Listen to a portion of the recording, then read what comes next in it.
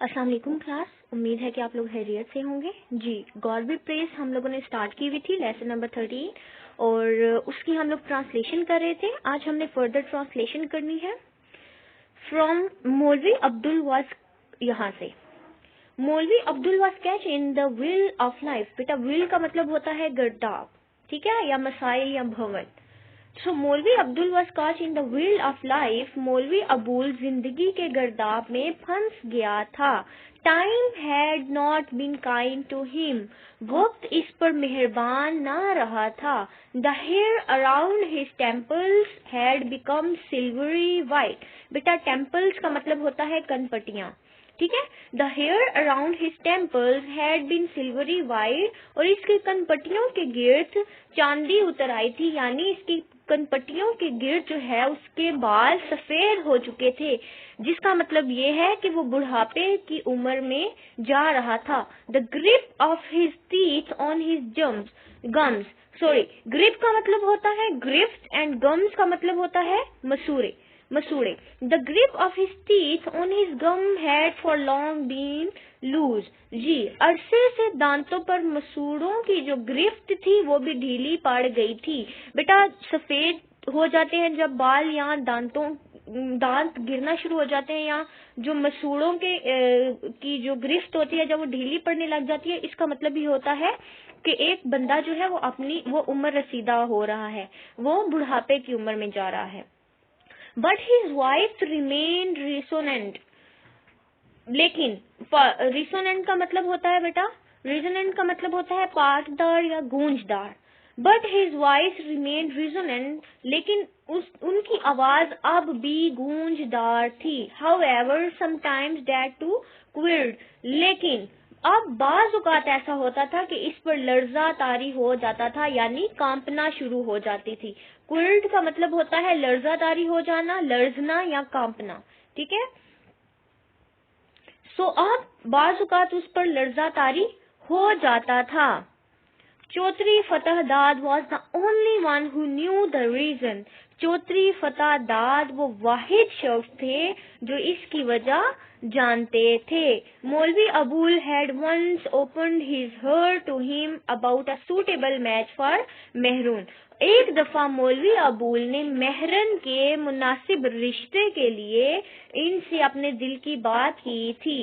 The Chaudhry had carefully considered the eligibility of all the young men on the village. अब eligibility का मतलब होता है बेटा सलाहियत या अहलियत, जिसको हम क्वालिटीज भी कहते हैं, ठीक है, क्वालिफिकेशन या suitability. So the Chaudhry had carefully considered the eligibility of all the young men of the village. और चौधरी ने नहायत ही एहतियात से गांव के तमाम नौजवानों की अहलियत पर गौर किया और तमाम नौजवानों की सलाहियत पर गौर किया। There were some whom he found suitable. कुछ नौजवान ऐसे थे जो इसने इस रिश्ते के लिए मौजू पाए, जो वो समझता था कि वो मेहरों के लिए बेहतर है। But the trouble was that everyone in the community knew मौलवी अबुल well. लेकिन बेटा ट्रबल का मतलब होता है मसला और कम्युनिटी का मतलब होता है बस्ती। but the trouble was that everyone in the community knew मौलवी अबुल well. और मसला ये था कि इस बस्ती का हर रहने वाला मौलवी अबूल को अच्छी तरह जानता था। Chaudhry Fatehdar tried to negotiate with a couple of elders, but all of them drew back as if bees had suddenly sprung from a bed of flower. जी बेटा, निगोशिएट का मतलब होता है बातचीत करना, गुफ्तशनीद करना। सो निगोशिएट यानी डिबेट या डिस्कशन या होल टॉक्स जो होती हैं। Chaudhary Fatehdar try to negotiate with a couple होता है दो चार, with a couple of elders. Maulvi Chaudhary फतेहदार ने गांव के दो चार बुजुर्गों से बातचीत करने की कोशिश की, but all of them drew back as if बीज होता है शहद की मक्खियां, हैड सडनली स्प्रंग का मतलब हो गया निकल आई from a bed of flowers. So Maulvi Fatehdad ने गांव के 2-4 बुजुर्गों से बात करने की कोशिश की, लेकिन वो यूं पीछे हट गए जैसे फूलों की क्यारी से अचानक शहद की मक्खियां निकल आई हों। अल्टीमेटली का मतलब होता है आखिरकार, फाइनली या एट लास्ट। अल्टीमेटली मौलवी अबूल्स and Zebun निसास prayers bore fruit. बेटा बोर फ्रूट का मतलब होता है फल लाई या समर बार हुई, ठीक है, बार आवर हुई या फल लाई। Ultimately Maulvi Abul and Zebun Nisa's prayer bore fruit. आखिरकार मौलवी अबूल और ज़ेबुन निसा की दुआएं समर बार हुई, यानी उनकी दुआएं रंग ले आई। A young man from the village who had gone away came back and opened a small cloth shop. जी, एक गांव का नौजवान जो बाहर गया हुआ था वापिस आया और इसने कपड़े की एक छोटी सी दुकान खोली। He called himself Shamim Ahmed. उसने अपना नाम शमीम अहमद बताया। He was the only son of हाफिज। वो एक हाफिज का इकलौता बेटा था। After the death of his father, अपने बाप के इंतकाल के बाद, हुदायार had tried to follow in his father's footsteps। जी, हुदायार यानी शमीम अहमद ने अपने वालिद के नक्शे कदम पर चलने की कोशिश की। फुटस्टेप्स का मतलब होता है नक्शे कदम। तो उसने अपने वालिद के नक्शे कदम पर चलने की कोशिश की। When he was about 16, he went away to the city, leaving his old mother behind। जब वो तकरीबन 16 बरस का हुआ तो उसने अपनी बूढ़ी माँ को छोड़ा, यानी वो अपनी बूढ़ी माँ को छोड़कर शहर चला गया। जी, later they learned that he had worked in the house of a head clerk। बाद में मालूम हुआ कि उसने एक हेड क्लर्क के घर में काम किया था। जी, बाद में ये पता चला कि एक हेड क्लर्क के घर में उसने काम किया था। After which he had managed to open a small shop on a footpath where he began selling cut pieces. बाद में जी, मैनेज का मतलब होता है कामयाब हो जाना और सेलिंग का मतलब आपको पता है बेचना। So after that which he had managed to open a small shop on a footpath. बाद में वो फुटपाथ पर एक छोटी सी दुकान खोलने में कामयाब हो गया। Where he began selling cut pieces, जहाँ पर उसने कट पीस बेचने शुरू कर दिए, यानी कपड़े के कट पीसेस बेचने शुरू कर दिए।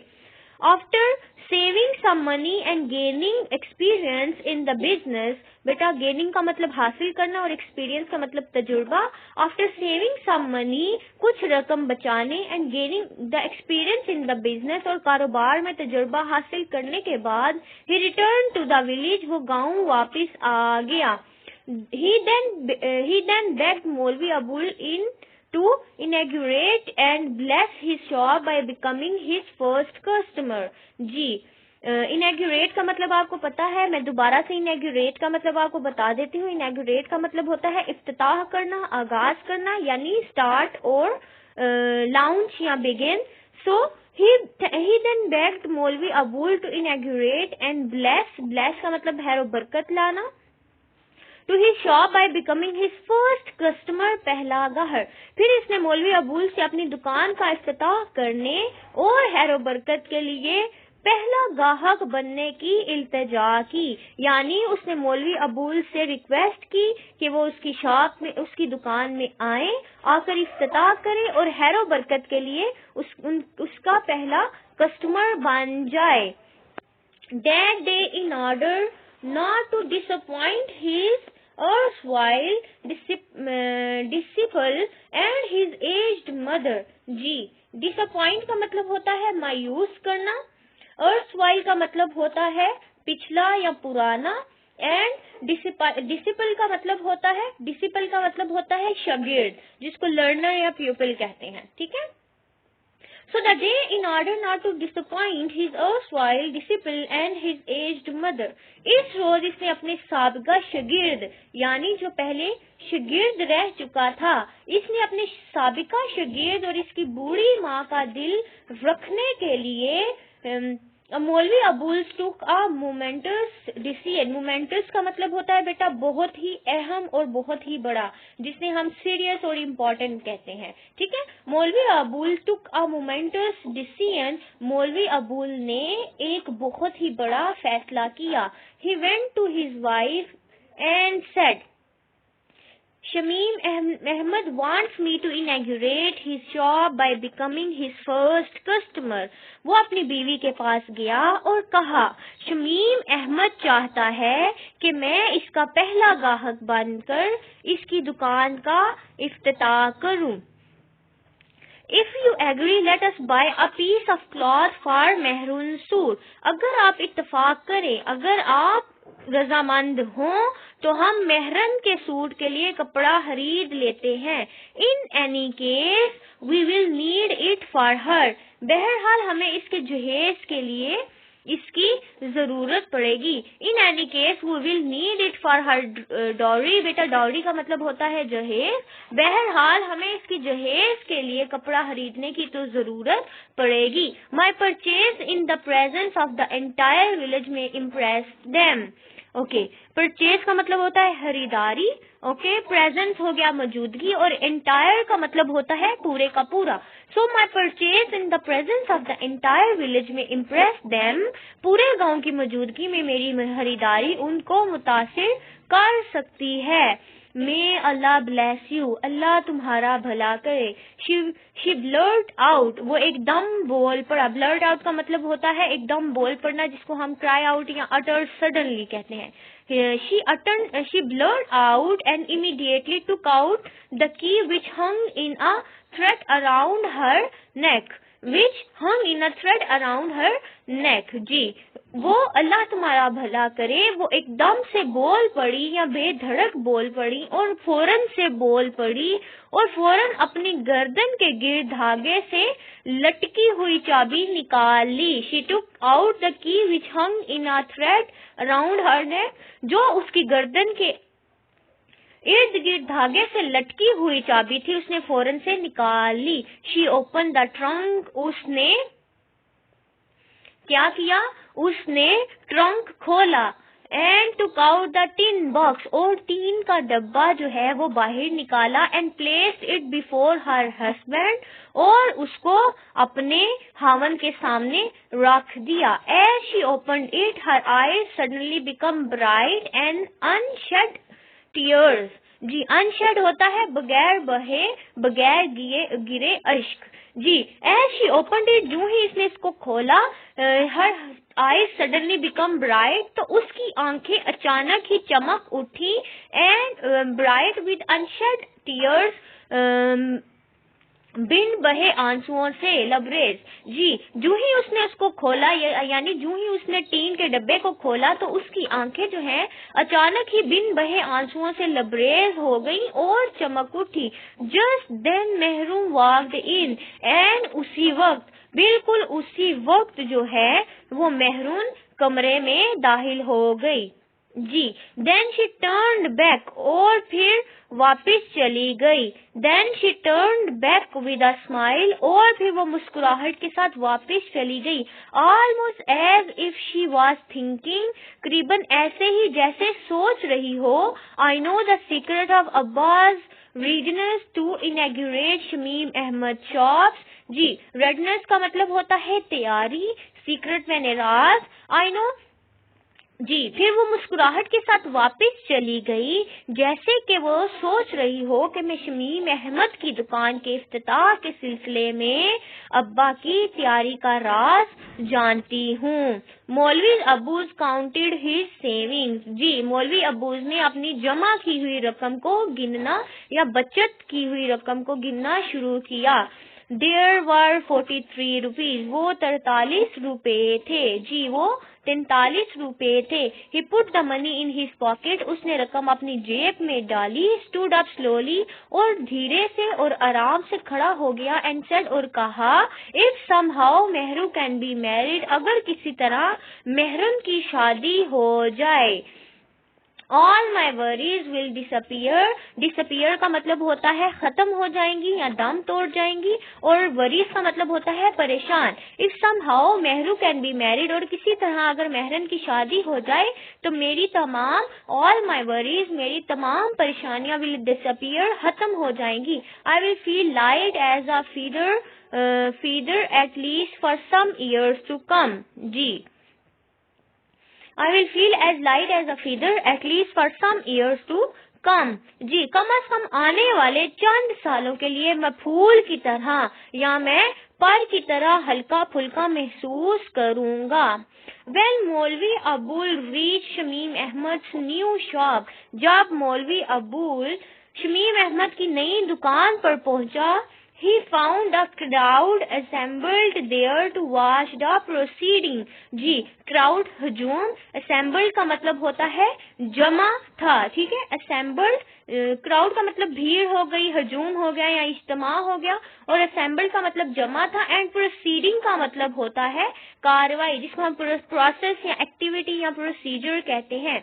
When मौलवी अबुल रीच, जब मौलवी अबुल शमीम अहमद की नई दुकान पर पहुंचा तो वहां इस कार्रवाई को देखने के लिए एक हजूम को जमा पाया। Most of the onlookers were women. जी, ऑन लुकर्स का मतलब होता है तमाशाई, जिसको हम वॉचर्स कहते हैं या व्यूअर्स कहते हैं। वो ज्यादातर तमाशाई औरतें थीं। They lingered to gaze with wistful longing at the colorful display। Ji, linger का मतलब होता है ठहरे हुए थे, to gaze नजरें जमाकर, with wistful हसरत भरी, ठीक है। गेज का मतलब टिकटिकी बांध कर देखना या नजरें जमाकर देखना। विस्फुल का मतलब हो गया, विस्फुल का मतलब हो गया हसरत बड़ी। लॉन्गिंग का मतलब हो गया तमन्नाएं, ठीक है। At the colourful display, display जो वहां पर नुमाइश लगी हुई थी। जी, वो रंग बिरंगी नुमाइश को हसरत भरी नजरों के साथ देखते हुए, हसरत भरी तमन्नाओं से नजरें जमाकर देखने के लिए ठहरे हुए थे।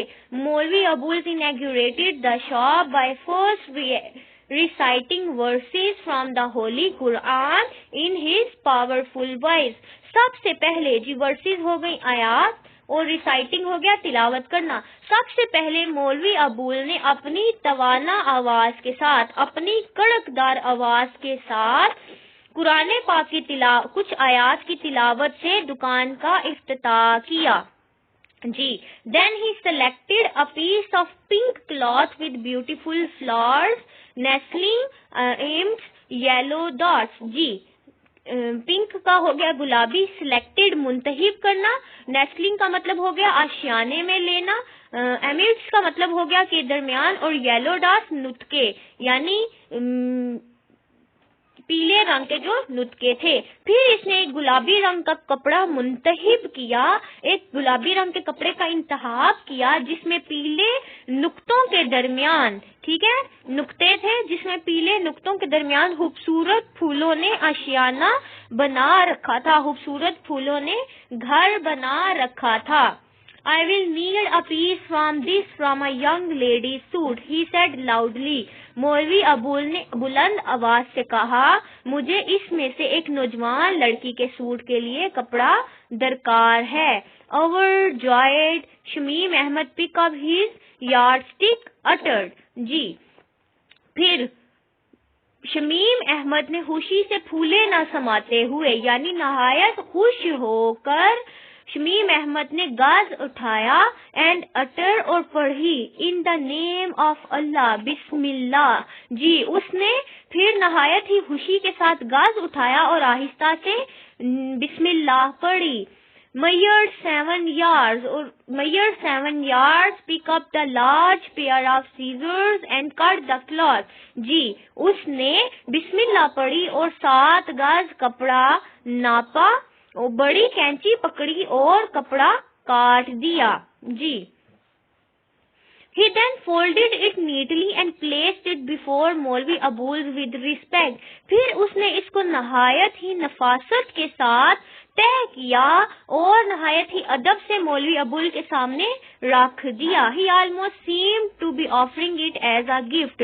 तकरीबन यूं लगा जैसे वो इसे तोहफे के तौर पर पेश कर रहा हो। हाउ मच शुड आई पे, जी मुझे कितना अदा करना होगा, मुझे कितनी रकम देनी होगी। मौलवी अबुल आस्क, मौलवी अबुल ने पूछा। Out of respect Shamim Ahmed hesitated for a moment, rubbed his palms, cleared his thought and replied, at the rate of 6 rupees per yard it will be 42 rupees sir। एहतराम की वजह से शमीम अहमद लम्हा भर के लिए रुका, लम्हा भर के लिए हिचकिचाया, लम्हा भर के लिए ठटका और अपने हाथ मलता रहा। फिर उसने अपना गला साफ किया और जवाब दिया, 6 रुपए गज के हिसाब से 42 रुपए बनते हैं। जी, आज का जो हमारा टॉपिक है हम यहीं पर खत्म करते हैं। इसके बाद जो है हम अगली क्लास में फर्दर टॉपिक करेंगे। आज की जो आपकी असाइनमेंट है वो आपने एक मॉरल स्टोरी लिखनी है, the slave and the lion. जी, ये मॉरल स्टोरी आपने लिखनी और याद करनी है और इसको सबमिट करवाना है। आज का जो हमारा लेसन है हम यहीं पर इसको वाइंड अप करते हैं। इंशाल्लाह नेक्स्ट लेसन में हम इस टॉपिक को कवर कर लेंगे। जी, अपना ख्याल रखिएगा। अल्लाह हाफिज।